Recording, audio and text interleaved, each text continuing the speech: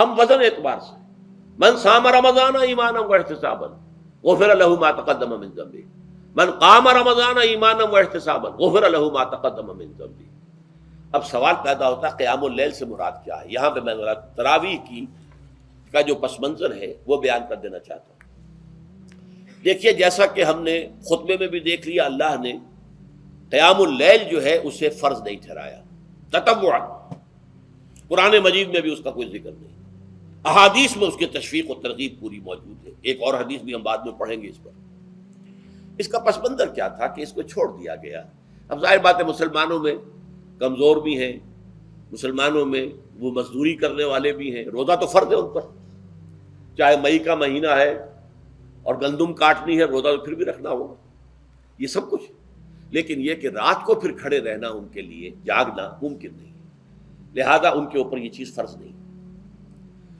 حضور نے تراویح کی نماز یا قیام اللیل نہ اسے فرض قرار دیا، نہ اس کے بعد جماعت کوئی اہتمام کیا مستقل، صرف 3 راتیں آپ نے جماعت کروائی ہے، اس میں 8 رکعتیں آپ نے پڑھی ہیں کہ جو آپ کا معمول تھا تہجد کا وہ پڑھی، اور تہجد کے وقت ہی جماعت کرائیے۔ یہ ہے وہ حدیث۔ اس کے علاوہ کسی نماز تراویح جو ہے جو ہم پڑھتے ہیں 20 رکعتیں عشاء کے ساتھ متصل، اس کا کوئی ذکر نہ دور نبوی میں ہے نہ دور صدیق اکبر میں ہے۔ یہ دور حضرت عمر کی خلافت میں ہوا ہے، اور ہم نہیں کہہ سکتے کتنے سال کے بعد ہوا ہے۔ حضرت عمر رضی اللہ تعالیٰ عنہ کی خلافت کا دور جو ہے وہ تو 10 برس ہے، ہو سکتا ہے 5 برس کے بعد ہوا ہو، 6 برس کے بعد ہوا ہو، 12 ہوا ہے ان کے عہد میں۔ حضرت عمر ایک مرتبہ مسجد میں داخل ہوئے، مسجد نبوی میں، تو دیکھا کہ کچھ لوگ 8 10 12 جو ہیں وہ ایک جو ہے حافظ کے پیچھے کھڑے ہوئے اور قرآن سن رہے ہیں، کچھ دوسرے کونے میں کھڑے ہیں، کچھ کہیں اور کھڑے ہیں، مختلف جماعتیں ہو رہی ہیں۔ تو انہوں نے سوچا کہ کیوں نہ ان سب کو ایک امام کے پیچھے جمع کر دیا جائے، اور اس کے لیے لوگوں کی سہولت کے لیے عشاء کے ساتھ متصل رکھ دیا جائے، اس لیے کہ تہجد کے وقت اٹھنا جو ہے وہ تو ہر کس و ناقص کا کام نہیں ہے، کہ عشاء کے بعد اگر تھوڑا سا اضافی وقت ہو صرف تو یہ ہر شخص کر لے گا، مزدور بھی کر لے گا۔ لہذا آپ نے یہ نظام تجویز فرمایا کہ عشاء کے متصلاً بعد 20 رکعت نماز پڑھی جائے اور ایک امام کے پیچھے پڑھی جائے۔ یہ گویا کہ اجتہاد ہے حضرت عمر رضی اللہ تعالی عنہ، اس کو آپ نے خود بدعت بھی قرار دیا ہے، لیکن بدعت حسنہ۔ بدعت کس اعتبار سے؟ لغوی اعتبار سے، نئی بات، اس لیے کہ حضور کے زمانے میں نہیں تھی، تو یہ اس طریقے سے ایک نئی بات ہے، لیکن یہ بات چونکہ بہت اچھی ہے، بہت عمدہ ہے۔ آپ جب یہ نظام چل پڑا تو ایک دن مسجد میں آئے، دیکھا کہ بڑی بھری مسجد ہے، صحابہ کھڑے ہیں اور ایک امام کے پیچھے قرآن سن رہے ہیں۔ آپ نے فرمایا نعم البدعۃ ھذہ، یہ جو ہم نے نئی بات شروع کی ہے یہ بہت اچھی ہے، بہت عمدہ ہے۔ اب یہاں سے فرق واقع ہو گیا ہے۔ ایک تو اہل تشیع جو ہے وہ تو ویسے ہی حضرت عمر سے بہت دشمنی رکھتے ہیں، عناد رکھتے ہیں، تو حضرت عمر کے اجتہادات سے انہیں نفرت ہے، انہیں دوری ہے، چاہے وہ کوئی سا بھی حضرت عمر کا اجتہاد ہو۔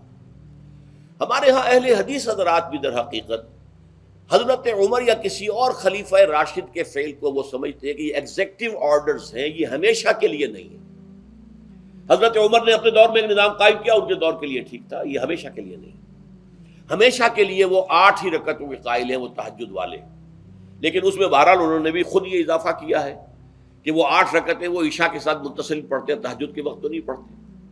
اور حضور نے تو صرف 3 روز جو ہے وہ کرائی تھی جماعت، وہ لوگ 30 دن یا 29 دن پڑھ رہے ہیں، تو اضافہ تو انہوں نے بھی کر دیا، تو نظام میں تبدیلی تو ہو گئی۔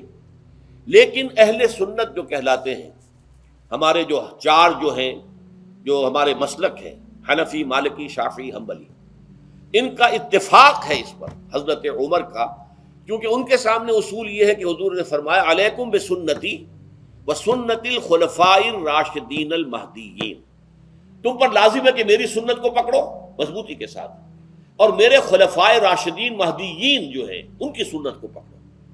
اس اصول سے یہ چاروں فقہیں جو ہیں حضرت عمر کے اجتہادات جو ہیں ان کو بھی پابندی سمجھتے ہیں کہ تمام عمر کے لیے، قیامت تک کے لیے امت مسلمہ پر ان کی پیروی لازم ہے، لہذا اس میں اجماع ہے۔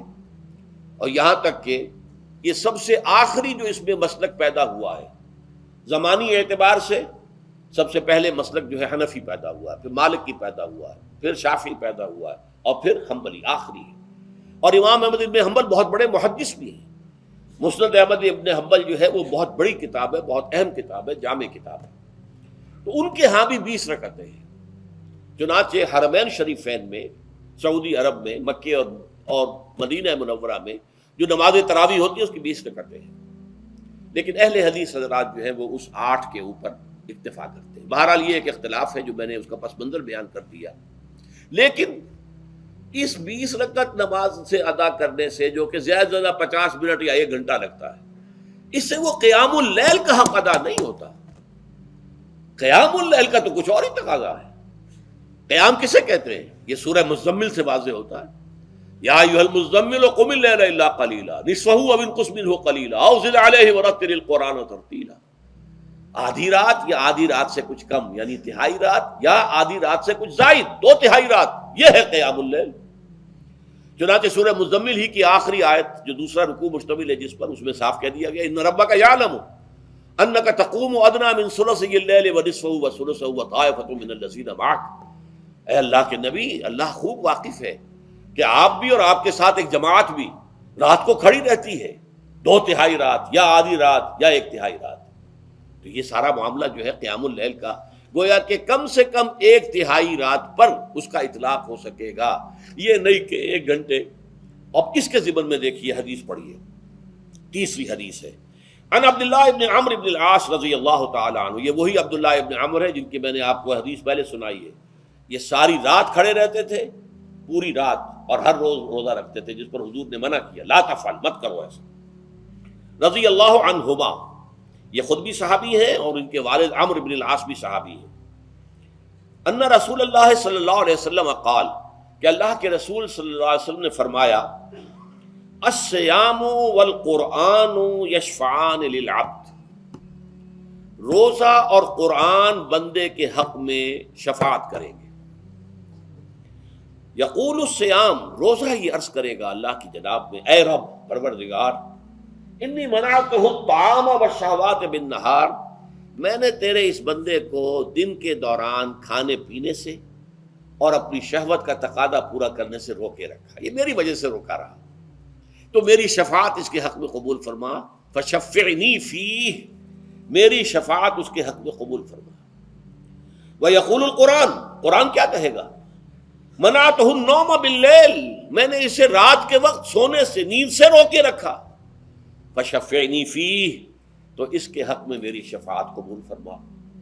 حضور فرماتے ہیں فیشفعان، ان دونوں کی شفاعت قبول کی جائے گی۔ یہ ہے قیام اللیل۔ یہ قیام اللیل صرف تراویح کی نماز سے جو پڑھ لی جاتی ہے، اور ہمارے ہاں تو یہ ہے، وہاں کم سے کم یہ تو تھا، صحابہ کرام کھڑے ہوتے تھے تو جو قاری پڑھ رہا ہوتا تھا وہ ان کے دل میں اترتا جاتا تھا، اس کا مضمون اور مفہوم جو ہے ان کو معلوم ہے، لہذا وہ اس کی زبان سے نکلا ہوا ہر لفظ ان کے قلب کی گہرائیوں تک اتر رہا ہے۔ یہاں تو یہ ہے پیرٹ لائک حافظ ہے، اسے خود پتہ نہیں میں کیا پڑھ رہا ہوں، اکثر حفاظ جو ہیں وہ عالم تو نہیں ہوتے، اور جو سن رہے ہیں انہیں کچھ پتہ نہیں ہم نے کیا سنا ہے۔ تو ٹھیک ہے، کم سے کم ثواب تو انہیں ملے گا کہ انہوں نے وقت نکالا ہے، 1 گھنٹہ ہی اضافی صحیح، لیکن بہرحال اس کا وقت تو انہوں نے نکالا ہے، محنت کی ہے، کھڑے رہے ہیں، ثواب ملے گا۔ لیکن جو مقصد ہے وہ حاصل نہیں ہوتا۔ اس مقصد کے حصول کے لیے اول تو قیام اللیل کی کم سے کم مدت 1/3۔ اگر کوئی شخص فرض کیجئے کہ اس کے ہاں کوئی اور انتظام نہیں ہے، جیسا کہ ہمارے ہاں ہم نے انتظام کیا ہے، بڑے بڑے شہروں میں دورہ ترجمہ قرآن، اس میں ہمیں 5 گھنٹے لگ جاتے ہیں، نصف شب کے قریب تری جو ہے معاملہ ہو جاتا ہے۔ اس میں کیا ہوتا ہے کہ ہر 4 رکعت سے پہلے جو اس کے اندر پڑھا جانا ہے حصہ قرآن کا، اس کا پہلے ہم مطالعہ کرتے ہیں بیٹھ کر، ترجمہ اور کچھ موٹے موٹے نکات کی جو ہے وضاحت، پھر کھڑے ہو گئے اور قاری صاحب کے پیچھے 4 رکعتوں کے اندر وہ 4 رکوع یا جتنے بھی ہیں پڑھ لیے، سن لیے، پھر بیٹھ گئے 4 کے بعد پھر اگلی 4 رکعتوں کے اندر جو کچھ پڑھا جانے والا ہے اس کا ترجمہ، اس کی تفہیم ہو گئی، پھر کھڑے ہو گئے، پھر سن لیا۔ اس طریقے سے 5-6 گھنٹے میں تراویح ختم ہوئی، تو تراویح بھی ہو گئی، حضرت عمر کے اجتہاد پر عمل بھی ہو گیا، 20 تراویح ہو گئی، لیکن یہ ہے کہ اس کے ساتھ جو اصل غرض و غایت ہے قیام اللیل کی وہ بھی حاصل ہو گئی۔ یہ ہم نے 17 سال پہلے شروع کیا تھا یا 18 سال پہلے، اور وہ انشاءاللہ اللہ کے فضل و کرم سے اب چل رہا ہے، بڑے بڑے شہروں میں ہو رہا ہے۔ لاہور میں جن مقامات پر ہو رہا ہے وہ تازہ جو ندائے خلافت ہے اس کے اندر آپ اس کی فہرست دیکھ لیں۔ کراچی میں تو اس سے غالباً 3 گنا مقامات کے اوپر وہ کام ہو رہا ہے، اور دوسرے شہروں میں بھی ہو رہا ہے۔ تو اس سے در حقیقت وہ غرض و غایت، وہ حکمت جو ہے پوری ہوتی ہے کہ یہ دونوں چیزیں پیرلل ہیں۔ من صام رمضان ایمانا واحتسابا غفر له ما تقدم من ذنبه ومن قام رمضان ایمانا واحتسابا غفر له ما تقدم من ذنبه۔ تو صیام اور قیام جو ہے ان دونوں کا حق ادا ہو جاتا ہے۔